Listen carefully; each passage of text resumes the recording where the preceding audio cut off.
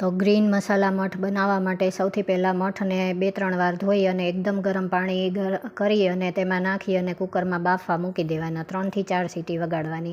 ત્યારબાદ અહીંયા મેં ડુંગળી, લસણ, મરચાં અને કોથમીરની અધકચરી ચટણી વાટી છે. ફાઇન પેસ્ટ નહીં કરવાની, અધકચરી રાખવાની. ત્યારબાદ અહીંયા ચણાનો લોટ લીધો છે થોડો, 2 ચમચી. 2 ચમચી ચણાનો લોટ લઈ અને એની સ્લરી બનાવી નાખવાની.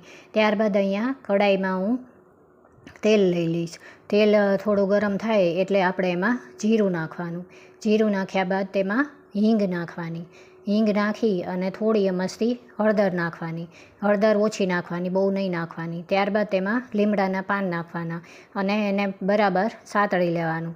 વઘાર થઈ જાય બરાબર પછી આપણે જે ગ્રીન અધકચરી ચટણી વાટી હતી એ એમાં સાતળી લેવાની, જ્યાં સુધી તેલ છૂટું પડે ને ત્યાં સુધી. પછી બરાબર ચટણી સતળાઈ જાય પછી આપણે આ મઠ બાફેલા એમાં વઘારી દેવાના. મઠ વઘારી એને બરાબર ચલાવી લેવાના. થોડીક વાર એને એમને એમ સાતળવાના. એમાં જ થોડીક વાર સાતળી પછી આપણે જે ચટણી વાટી હતી એમાં જ આપણે થોડું પાણી નાખી અને એમાં નાખી દેવાનું. પછી એને તેલ છૂટું પડવા દેવાનું, થોડું ખદખદવા દેવાનું. ત્યારબાદ આપણે જે ચણાના લોટની સ્લરી કરી હતી એ એમાં નાખી દેવાની.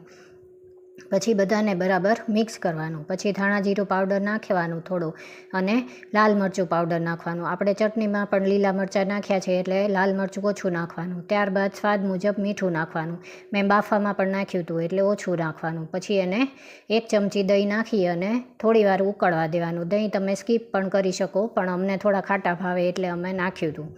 પછી એને એકદમ ઉકળી જાય એટલે આપણા એકદમ ગ્રીન મસાલા મઠ રેડી છે. તો આને રોટલી, ભાખરી, રોટલા સાથે તમે સર્વ કરી શકો. તો તમે પણ બનાવજો.